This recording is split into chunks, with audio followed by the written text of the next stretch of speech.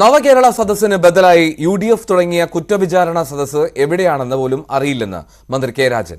വീടുകൾക്ക് മുന്നിൽ ക്യാബിനറ്റ് എത്തിയതിന്റെ സന്തോഷത്തിലായിരുന്നു കേരളത്തിലെ ജനങ്ങളെന്നും കെ രാജൻ ന്യൂസ് 18 പറഞ്ഞു.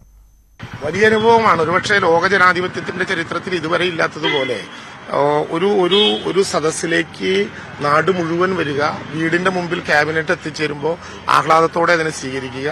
വടക്കൻ ജില്ലകൾ ഉൾപ്പെടെയുള്ള ജില്ലകളിൽ കണ്ട അത്ഭുതകരമായ ഒരു കാഴ്ച, വീടിന്റെ മുമ്പിലൂടെ പോകുന്ന മുഖ്യമന്ത്രിയുടെ നേതൃത്വത്തിലുള്ള ഈ ഭരണകൂടത്തിന്റെ വാഹനത്തിന് മുമ്പിൽ പൂത്തിരി കത്തിച്ചും വീട്ടിലെ അമ്മമാർ ചെരാത് കത്തിച്ചും മെഴുകുതിരി കത്തിച്ചും പൂവെറിഞ്ഞുമൊക്കെ യാത്രയെ സ്വീകരിക്കുക.